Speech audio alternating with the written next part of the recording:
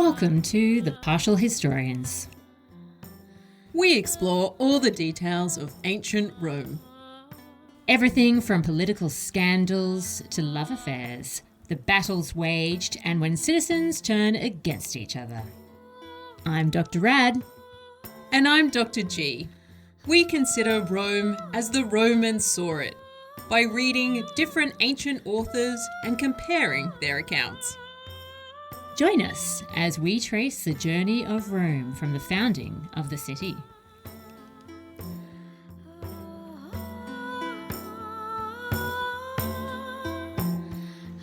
Welcome to a brand new episode of The Partial Historians. I am one of your hosts, Dr. Rad. And I am Dr. G.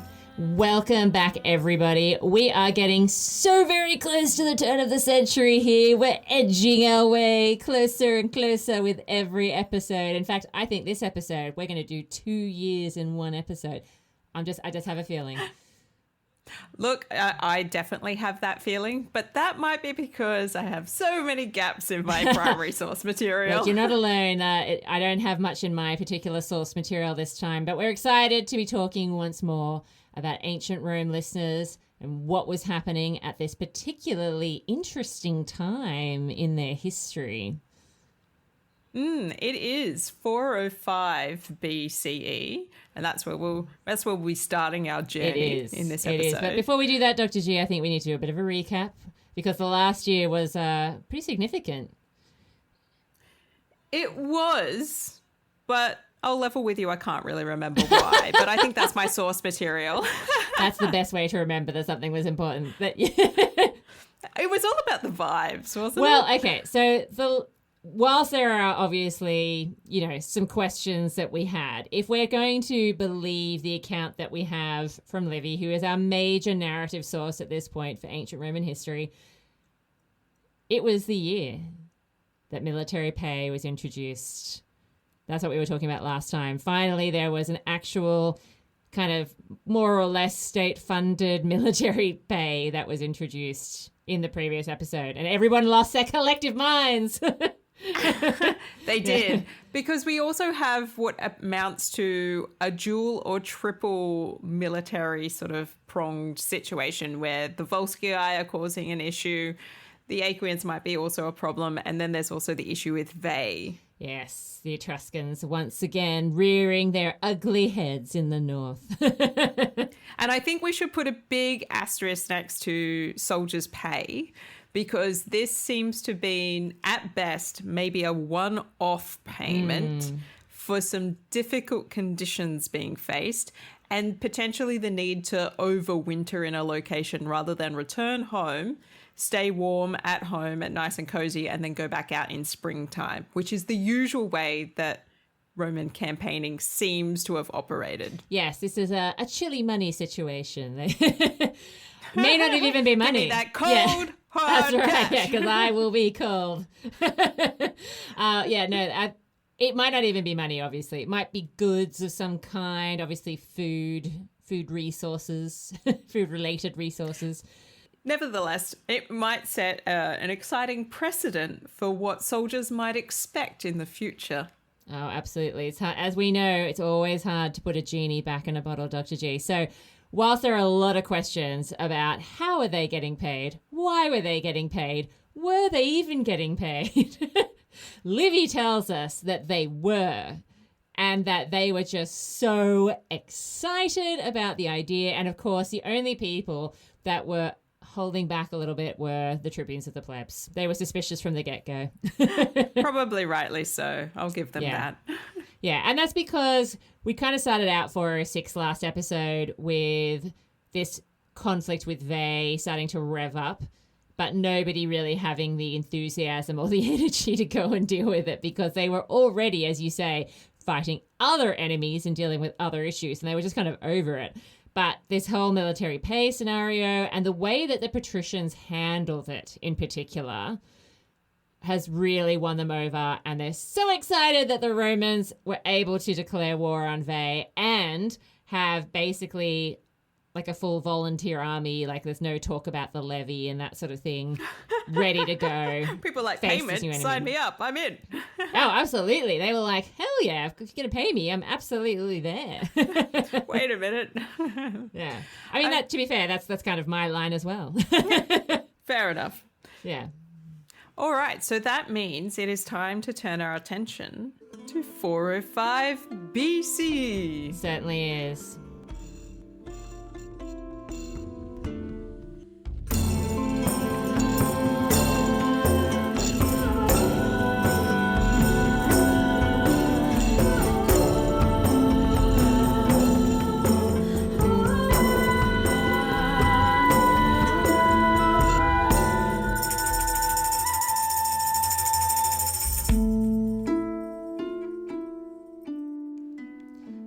Dr. G, now I know that Dionysius has left you after some creative differences. Oh, we disagreed on whether he should leave his fragments behind for posterity, and he just absolutely refused. I know that you probably know who the magistrates are, at least so, thanks to Broughton. Ah, dear Broughton, where would I be without Broughton's superior work? So, apparently, and things are starting to feel a little chaotic from a magisterial perspective, because apparently we have 6 military tribunes with consular power for the year 405, which is a lot, maybe too many. And so I'm going to give you a whole list of Latin names, and everybody listening and us are going to feel slightly bamboozled. Get ready for it. Get ready for it, because none of these names actually mean anything to me because I have no other source material. So I don't know what sort of weight to give them. Titus Quintius Capitolinus Barbatus. Familiar. Previously consul in 421. So must be getting on a little bit now. As I say, the Quinctii, definitely a family that we know well. They are. Yeah. And we also have Quintus Quintius Cincinnatus. Ooh. Previously military tribune with consular power in 415.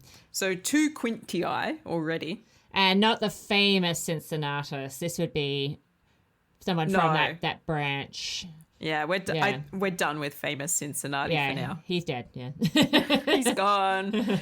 Gaius Julius Volscii Ulus. Ooh, a Julii.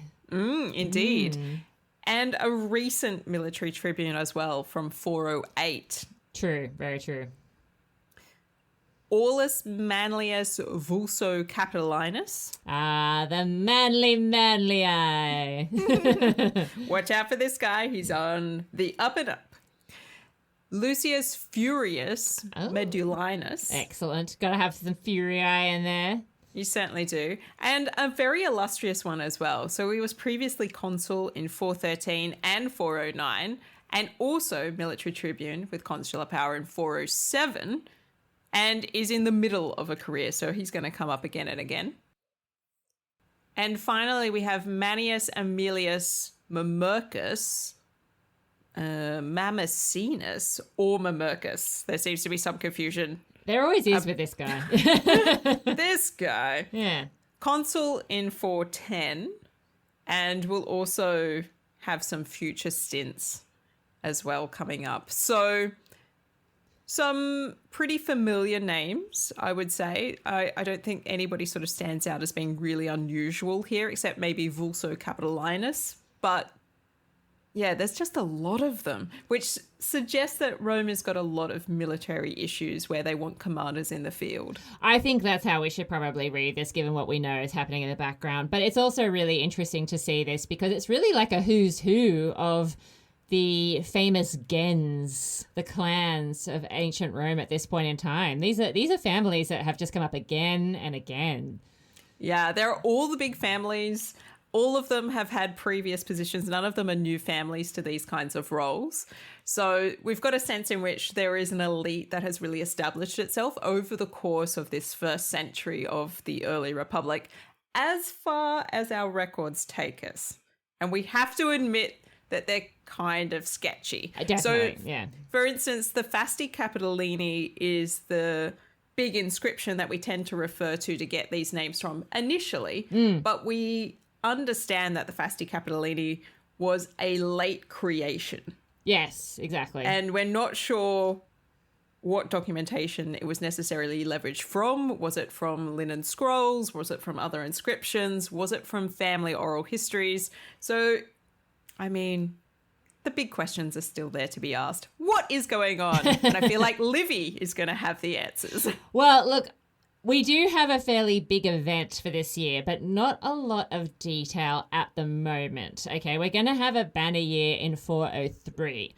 405 and 404 are important just for the build-up towards that point. So basically what Livy tells me is that we've got all these different military tribunes, and these are the guys that start the siege of Veii, the first siege of Veii. So Veii being this Etruscan city that Rome has particular beef with, probably because geographically they just come into contact a lot more than some of the other Etruscan cities. So they start this siege.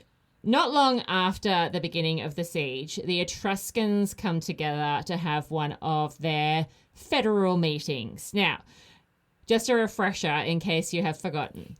The Etruscans are not all ruled by, like one major city or one person or even one group of people. As far as we can see, Etruscans share, kind of like a cultural, linguistic connection with each other. And they can come together and unite, but there are 12 major cities that kind of form the basis of Etruria to the north of Rome.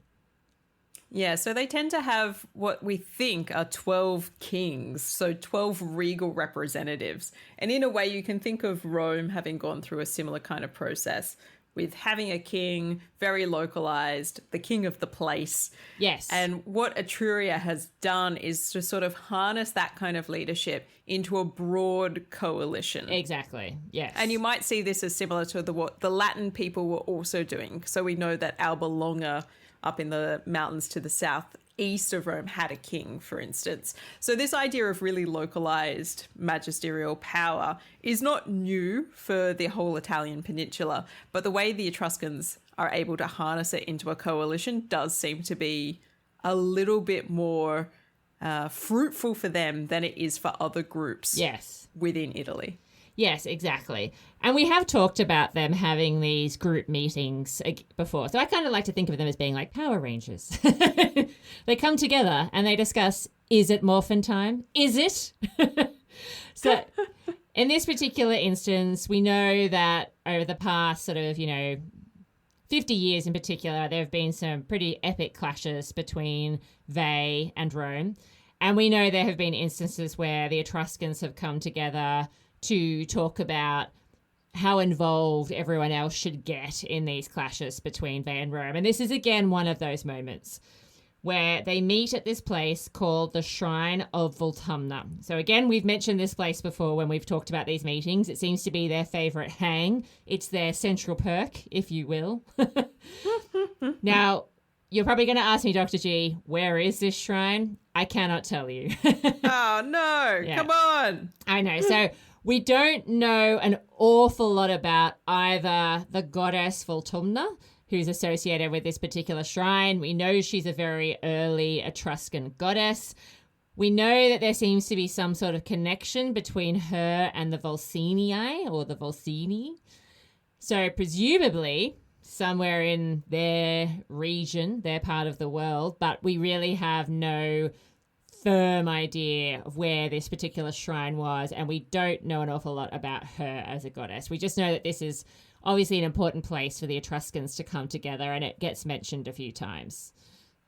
All right, so they get together at this shrine of Voltumna, goddess of the unknown, to see about what they're going to do. Sounds exciting so far. Yes, exactly. So there's heaps of people at this meeting as they're discussing whether they should get involved and make this a wider Etruscan versus Rome showdown, or whether they should just let Veii deal with it themselves. Do we come together and grind Rome under the Etrurian heel? Or do we just let Veii try to navigate this situation? Well, we can probably understand why they're a little bit...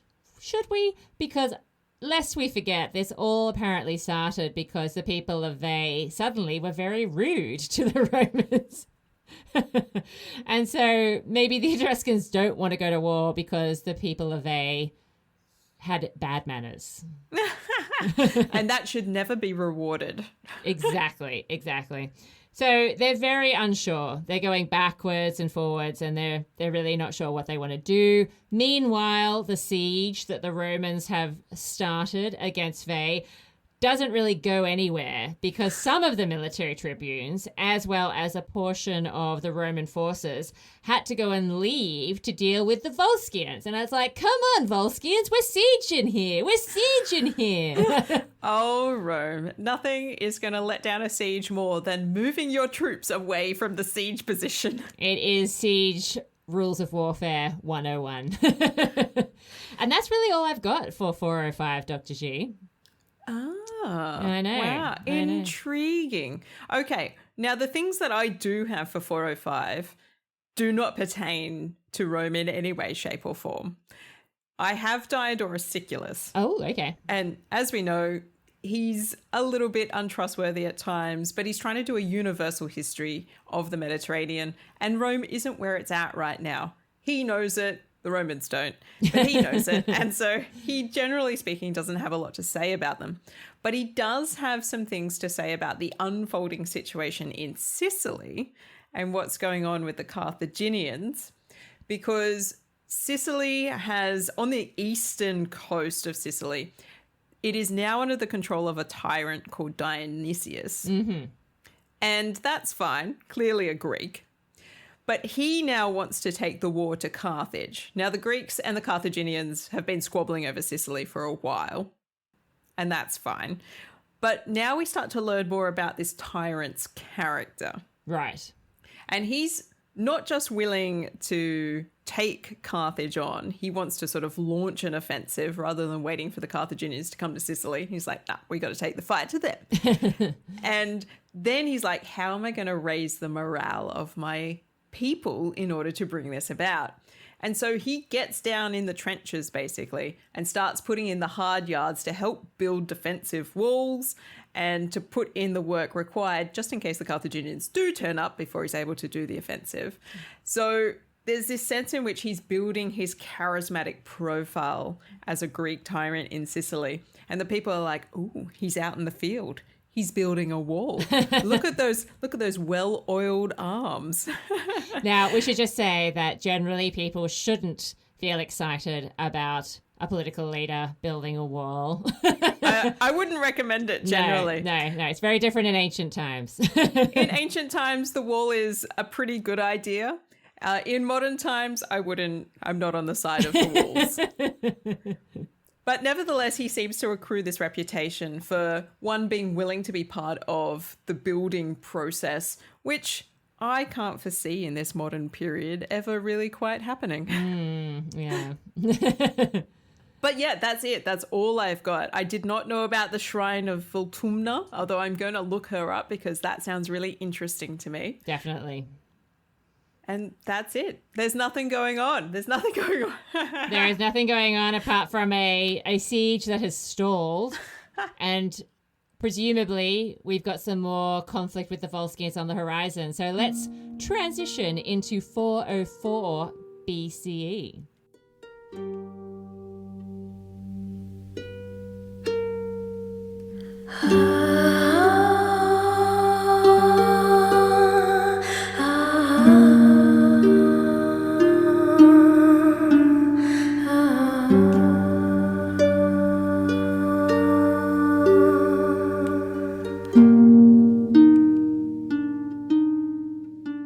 So, Dr. G, do we have as many military tribunes with consular power for 404 as we did 405? Oh, look, it's a mess. There's 6 more military tribunes with consular power. And again, I don't have heaps of detail to give you, but I mean, I do have slightly more than I had last year. So it's good news. But let's get through this epic list of names. We have Gaius Valerius Potitus Volusus, consul of 410, military tribune with consular power in 415. Manius Sergius Fidinus. We're not sure about his exact name. So Livy apparently has Marcus as the praenomen, but the Fasti Capitolini lists the abbreviation M with the apostrophe, Right. which is Manius. Okay. So there could be some discrepancies there in our source material. We have Publius Cornelius Maguginensis. Oh, that's a horrible name. Maluginensis. Maluginensis. Yeah, we're not really quite sure how this particular Cornelii fits into the broader gens structure either. We're not really, there's a bit of doubt about where this figure fits in. Nevertheless, we have a Cornelii in here. We have a second Cornelii in Gnaeus Cornelius Cossus. One of the Cossii. Yeah, and very familiar as well, was military tribune in 406. Yes. Then we have Caeso Fabius Ambustus. Ooh, a fabulous Fabian. Yes, a fabulous Fabian. Mm-hmm. And there does seem to be some discrepancy about the praenomen of this guy as well. Some people see it as Gaius, so that would be the C abbreviation, and sometimes it's the K abbreviation for Caeso. That is unusual. It is unusual, and it means that we might actually be dealing with two different people. Right. Is this Caesio or is this Gaius? Later on, we're going to have somebody with a very similar name but a different praenomen. So we're not sure. Two people, maybe one person with two heads. I don't know. One of these is just like the other. And lastly, Spurius Nautius Rutilus, who was consul in 411 and military tribune with consular power in 419 and 416. So a lot of names, but what is going on? I know. It's a lot. Okay, so there is definitely some military action in 404. Let's start with the Volscians because, of course, they had to interrupt their siege against Veii to go and deal with them. So there was a big pitched battle with the Volscians between Ferentium and Ecetra. Ecetra. Oh, okay. And the Romans were victorious. Intriguing. I know. They've been doing pretty well against the Volscians of late. The tribunes then decided they were going to besiege a Volscian town, one Artena. Ah, yes. Now I do have some details on Artena. Excellent. Now, unfortunately, it is one of these places, like so many in the ancient world, where we do not know the location of it. But there is a modern town called Artena, which is about 40 kilometers southeast of Rome. Okay, that sounds kind of about right. It sounds kind of about right. Yeah. And the reason it sounds kind of about right is because that this place changed its name in the 1870s based on the theory that it was the location of the ancient Volscian town. I love it. So this town was known as Monte Fortino for many years. So a completely different name. Oh, I actually have heard of that place. I have no idea why, but I have, yeah. And they got this idea that maybe it was the location of the ancient Artena. Okay. And so then they changed their whole town's name to reflect that. So it's a bit of a furphy because we're still not sure.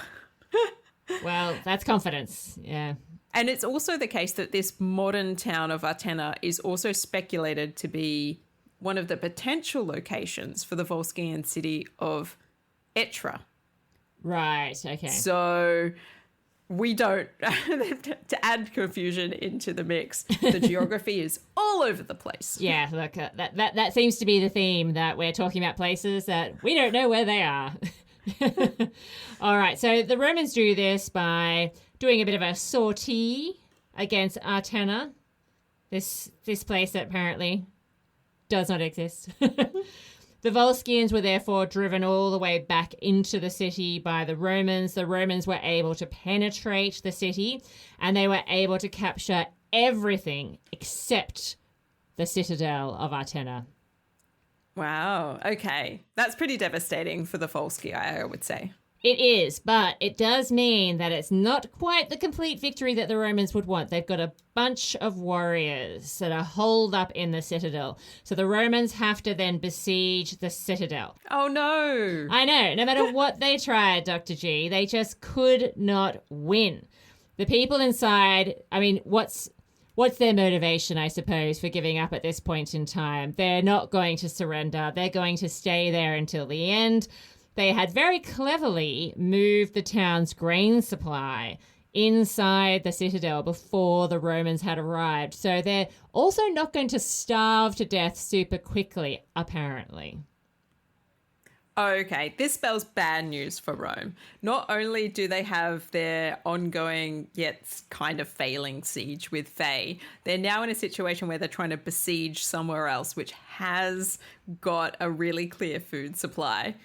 And when we're thinking about the ancient world, I think we have to keep in mind that food supply and food security is a really big concern. Absolutely.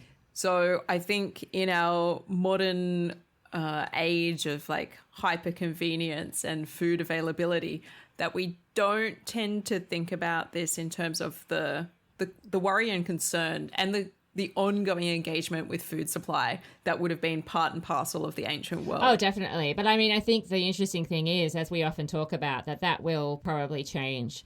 Climate change is going to affect what we can grow, where we can grow it. I mean, it already, I shouldn't say it is going to affect, it is already affecting our ability to grow things. Like, for example, if you're a fan of wine, I know that there are certain regions in the world that have had to change the types of grapes that they use because the previous types of grapes can't grow in the warmer climates that now exist, but eventually, you know, it's going to get too warm to grow things anywhere. So it's just going to be one of those things that we are going to have to, I think, engage with because, yeah, it is going to become part of our reality. And that also applies to things like the damaging fishing practices that we use, the damaging agricultural practices that we use. We have at the moment, sure, plenty of food in certain parts of the world, but that's not going to remain the case unless we start paying more attention to where our food comes from and how it is produced. Indeed, exactly. I echo your sentiments heartily. Anyway, to return to this particular citadel with its grain supply. So the Romans obviously wanted to capture this place lock, stock, and barrel. They don't want to give up with a citadel, you know, still being held on to. That's not going to be the victory that they're after. So they're in a terrible mood. Because they're like, God damn it, we've done so well up until this point. The citadel is just thorn in our side. But then a slave betrayed the people inside the citadel. How dare they? I know. And I feel like we've had stories a bit like this before. It doesn't mean that they're not true, obviously. It makes sense that things would play out in this way. But it is a bit of a literary trope as well, isn't it? It is, yeah. So the slave apparently allowed some of the Roman soldiers inside by showing them, sure, a more difficult, steeper approach, but like an alternative route that they weren't perhaps aware of or thought that they could use because it was a little bit more challenging. And so as a result, the Romans were able to capture the citadel. They killed all of the sentries. And the rest of the people, obviously, who were left inside the citadel were just so freaked out that the Romans suddenly appear in their midst that they surrender without too much more of a fight. Wow. Okay. So the slave is like, so if you're partial to being a bit of a mountain goat, I can show you the secret entry. Exactly. Hi, yeah. So this is obviously good news for the Romans. Perhaps this next bit explains why we aren't entirely sure where Artena is, because the Romans apparently demolished the entire town, paying particularly close attention to the pesky citadel in the process. Well. Somebody needs to write a stern letter to modern Artena and be like, excuse me, you were destroyed. Exactly, yeah. The Romans were so annoyed by that whole situation that they tore it apart brick by brick. Fair enough. So, with that done, the Romans feel like they can officially leave Volscian territory and they can now fully dedicate themselves to this conflict with Veii. All right. Okay, so the siege is back on.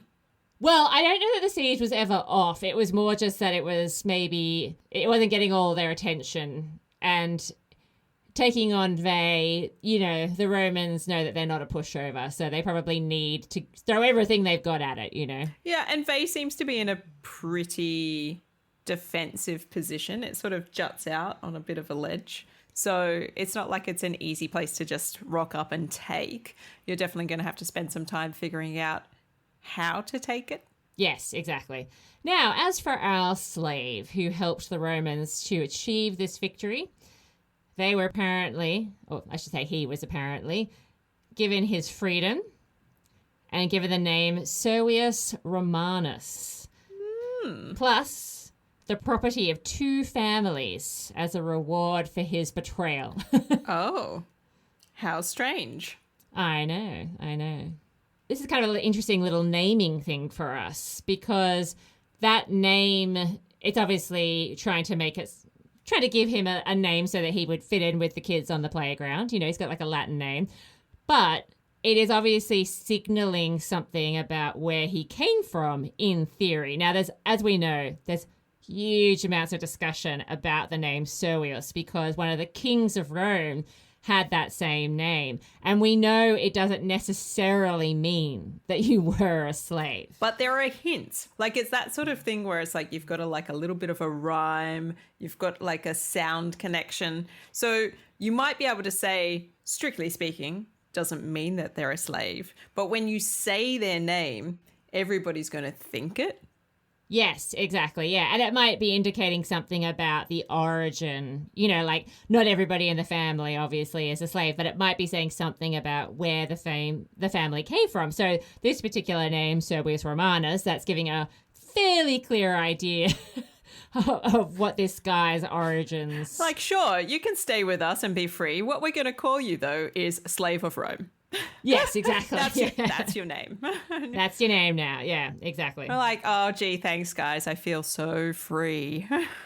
Now, there is a bit of discussion, actually, in Livy himself about the confusion about Artena and its location. Okay, well, that does not surprise me at all. Yeah. So apparently, some people thought that Artena was actually part of Veii's territory, not Volscian territory. That would be awkward for the people who have named their modern town Artena. I know. Livy, however, does not believe this because whilst there was a city more towards the north that had the same name, it was apparently demolished under the Roman kings. Okay. Well, that's even more unusual. I know. So there's just a huge amount of confusion about this particular place. Some scholars have even suggested that maybe it shouldn't be Artena, but Artena. Well, I'm not going to wade into that debate. Or not, maybe.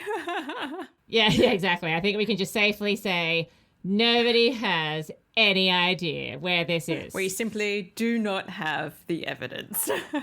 No, but I think it does make sense that, this is a little Volscian conflict. It makes sense that wherever they were fighting, it was the Volscians they were fighting at this point in time. And also that sense in which Rome's forces are split. Yes. And so they're trying to do things on a number of different places, and that means that their chances of success in any place is compromised because their forces are stretched thin. Yes, exactly.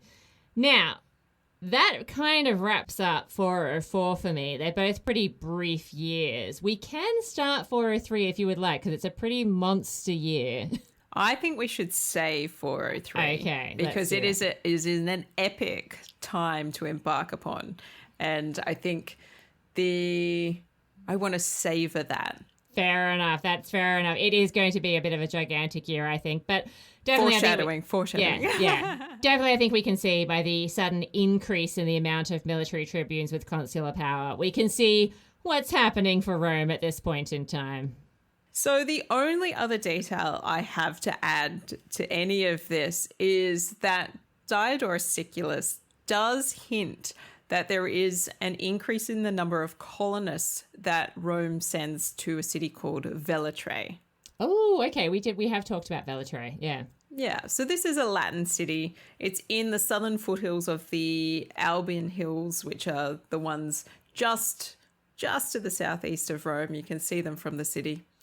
And this means that maybe trying to like establish a greater foothold in that area. It's not at all clear why they would be doing that at this stage, particularly when they've got forces stretched over a number of different battlefronts. But nevertheless, this is a little detail that we're given.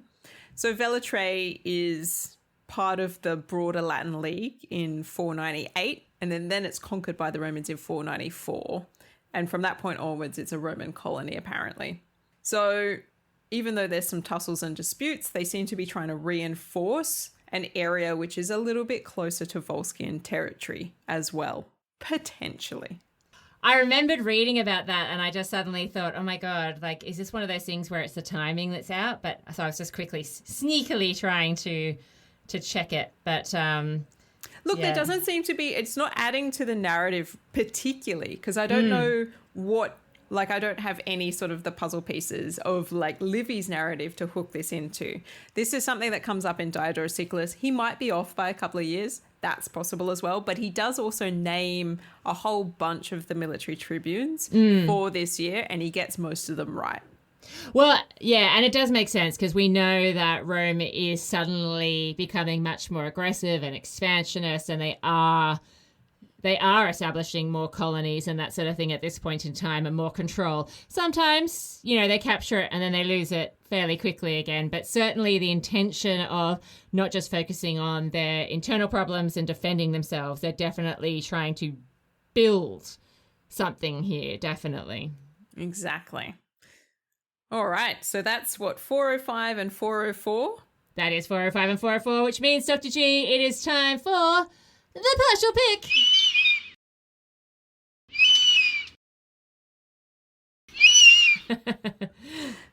The partial pick. So Rome has the possibility of gaining a maximum of 50 golden eagles. They are rated across 5 categories, worth 10 each. Let's see how they do. Let's see, indeed. So what's our first category, Dr. G? Military clout. Okay, not so great in 405, but there's some stuff happening in 404. I feel like they kind of balance each other out. It's not like they're successful of their siege of Veii. We know that's going to continue on for a long time. Oh, that's going to take a while, yeah. Yeah. And they are eventually successful in Artena. They are. So Artena seems to be fairly easy. It's just the citadel that takes them a little bit of work. And even then, it doesn't seem like that much effort. yeah, like once they know the secret path, they're all good. Exactly. So look, but I don't know what, as you say, I don't know what a big deal Artena is. Certainly the fact that they raise it to the ground, though, that's sending a pretty clear message. It is. I'd probably give them maybe a 4. What? Like, it's a pretty big thing to take something and then raise it to the ground. That doesn't seem to be the Roman way very much in this period. They tend to take things and then leave again. Or they tend to take things and then put colonists in and hope for the best. This is true, but 4, I mean, come on, that's a failing mark, Dr. G. I think we got to give them a 6, sure. Well, it's not like they're really winning. Well, They don't even know where this place is. Oh, that's because they raised it to the ground. No, I think, come on, it has to be a 6. They did capture this place, and they were also successful in the other battle. All right. I think we need to be careful here, because if I let you have a 6, I won't negotiate later on a low score. Okay, that's fine. I just feel like this one needs to be a 6, I think. All right. Okay. I appreciate the 6. Our second category is diplomacy. Okay, well, yeah, not a lot of that going on with warfare on pretty much every front. Yeah. I mean, can you consider their discussion with Servius Romanus as a negotiation? No, I don't think so. I think it's a defection. It is. It's definitely that. Yeah, no, I think that there's no diplomacy to be had. I mean, this wouldn't be points for the Romans. We definitely see the Etruscans practicing some diplomacy, but I don't think that Rome should get the score for them having a meeting. We're going to have to change the whole partial pick when Rome has like substantial enemies who are doing better than them. Yeah, exactly. We'll come back to that. So a 0. Okay. All right. The third category is expansion. Well, as you say, I'm willing to say that this could be a lower score because there's no mention made of what they do with this Volscian city that they raze to the ground. It doesn't seem like they have any interest in holding it. So... They don't seem to be including it as part of their territory. No. If they're raising it to the ground, they're kind of just getting rid of it and being done with it. Yeah. Having said that, they send more colonists to Velitrae. If Diodorus Siculus is to be believed. Well, how many options do I have up my sleeve right now? I know. I agree. Okay, so maybe like a 2 or a 3? Well, look, maybe a 1. Look, let's face it, they already had Velitrae. Right, yeah, true. They're sending They're just people. adding some people to it, maybe, That's if true. we believe Diodorus. Okay, 1. Okay. The fourth category is Virtus. Okay, not really. For all the military tribunes with consular power that we have, none of them are mentioned by name apart from when they actually get the position. Yeah, none of them are coming through as standout characters who have led the charge, led the siege, broken into the citadel, gained the glory, gotten the triumph. I know. Livy's letting us down. It must be a real gap in his source material as well at this point. Yeah, well, and I feel that the next year is going to be a big one for personalities, so maybe he's saving himself. All right, so a 0 on Virtus. Yep.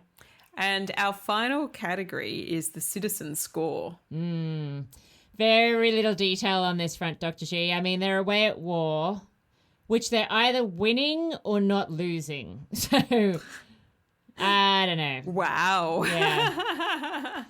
They're still perhaps feeling pretty pleased with themselves for this whole military pay situation, but... This is true, but we can't judge the citizens on their past efforts, really. No, I know. It's an awkward one. I think we don't know enough to really give them a score. So that's, in a way, this is not Rome's fault because we just simply don't know. It's not like there's any detail coming through of a conflict of the orders or a levy or citizens falling in battle or poor strategic decisions being made that leads to the loss of life. This is true. I mean, we don't have anything. We have the victory and we have the fact that they capture the city and everything inside it, which presumably means there's some booty to be had. But even then, there's no specific mention, so I don't know how we want to handle that.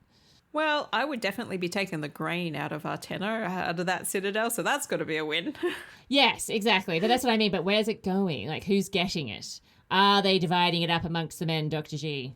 These are the things that we cannot account for. And I think by that kind of standard, if we want to be really generous, we could assume that those things are benefiting the citizens, in which case we might give them a 2 or something. Okay, fair enough. I'm happy to give them a 2. All right. So, Dr. G, unfortunately, that means Rome not doing so hot. They get a grand total of 9 out of 50 golden eagles. A solid loss. Yeah. Not looking great. But next year will definitely be interesting, I think. So we'll have to see. I suspect they might be on the up and up. There's definitely going to be some action around Veii. The question of Veii, yes. I'm looking forward to finding out what's coming up in 403. I'll see you then.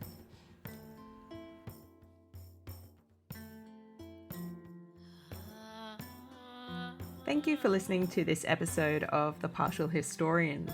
A huge thank you to our Patreon supporters for helping make this show spectacular. If you enjoyed the show, there's a few ways that you can show your support. You can write a review wherever you listen in to help spread the word. Reviews really make our day and help new people find our podcast. Researching and producing a podcast takes time. If you're keen to chip in, you can buy us a coffee on Ko-Fi or join our fantastic Patreons for early releases and exclusive content. You can find our show notes, as well as links to our merch and where to buy our book, Rex, The 7 Kings of Rome, at partialhistorians.com. Until next time, we are yours in ancient Rome.